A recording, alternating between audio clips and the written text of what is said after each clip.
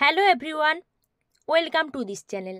আজকের এই ভিডিওটিতে আমি জিকের যে সমস্ত প্রশ্নগুলো আলোচনা করব, যেগুলো তোমাদের আপকামিং যে কোনো কম্পিটিটিভ এক্সামসের জন্য খুবই গুরুত্বপূর্ণ। তাই অনুরোধ করব স্কিপ না করে শেষ পর্যন্ত দেখো, আশা করছি কমন পাবে। প্রথম প্রশ্ন কি বলেছে? হাফিজ বা হাফেজ কোন শতাব্দীর কবি ছিলেন? হাফিজ বা হাফেজ, অপশান দেখো কি কি দেয়া রয়েছে। সঠিক উত্তর কি হবে?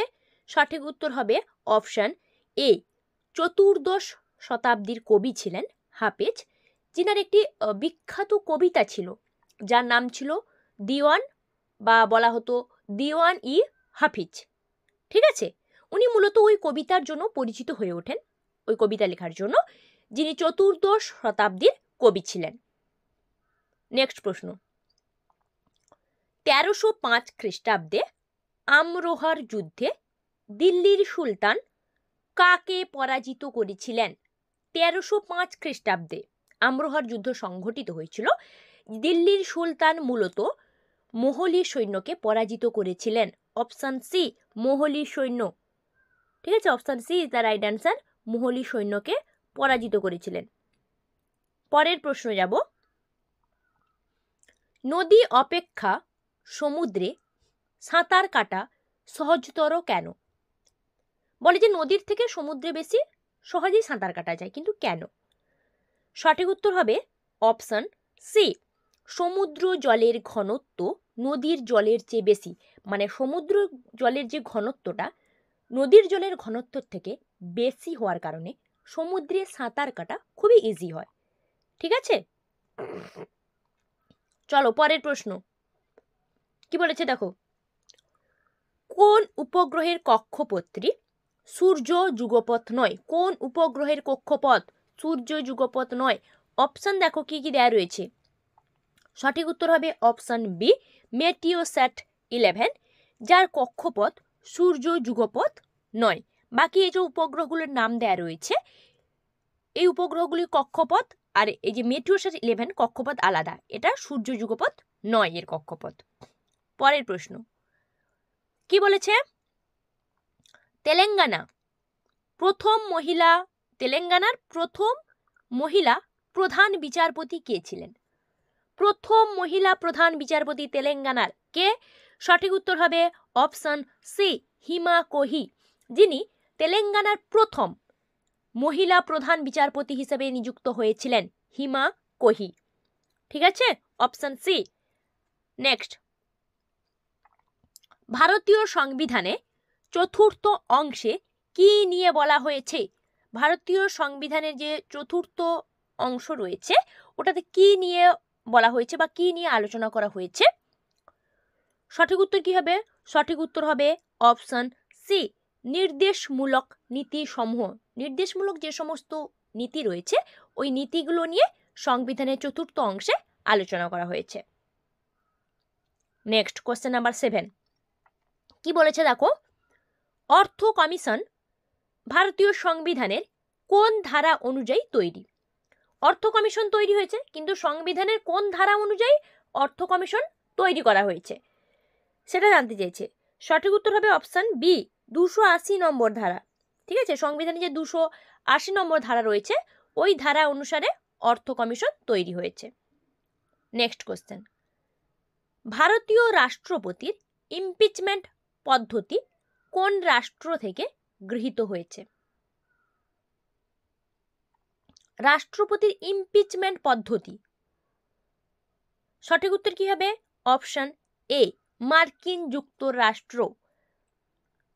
মার্কিন যুক্তরাষ্ট্র থেকে গৃহীত হয়েছে ইমপিচমেন্ট পদ্ধতি।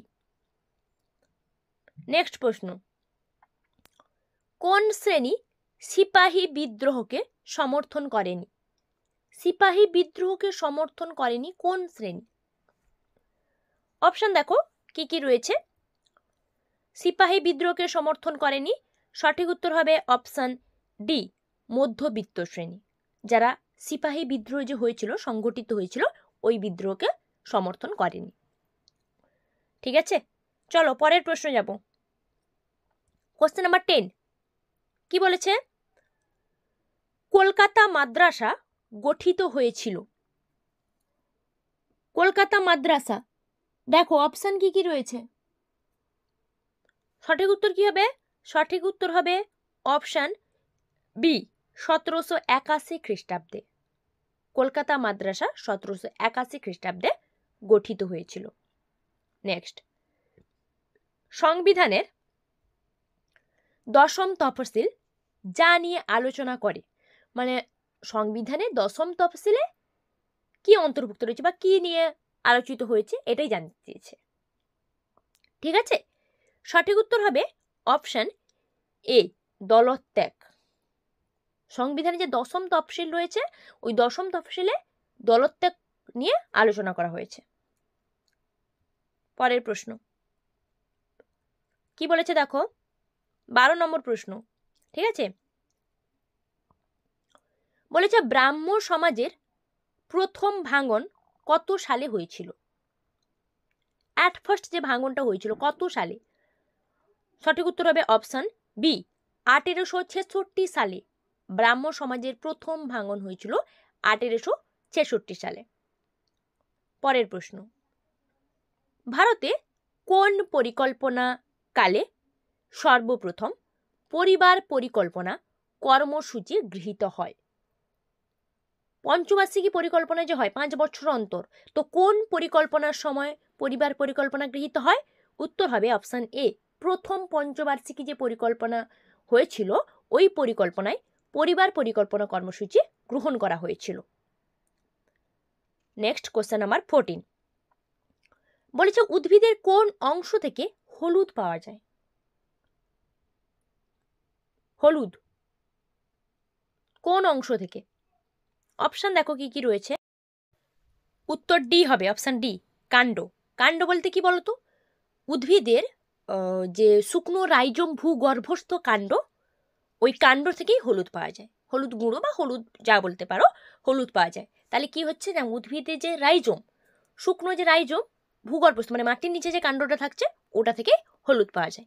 ঠিক আছে, আচ্ছা আমি যে প্রশ্নগুলো আলোচনা করলাম আমি রোজকার মতন আজকেও বলছি, যদি কোনো উত্তর নিয়ে তোমাদের কনফিউশন থাকে তোমরা আমাকে কমেন্ট করে জানাবে। আর ভিডিওটিতে লাইক করো, অবশ্যই শেয়ার করো এবং চ্যানেলটিকে সাবস্ক্রাইব করো নতুন কোনো কন্টেন্ট পাওয়ার জন্য। যদি তোমরা অন্য কোনো বিষয়ে কন্টেন্ট চেয়ে থাকো সেটাও আমাকে তোমরা কমেন্ট করে জানাতে পারো।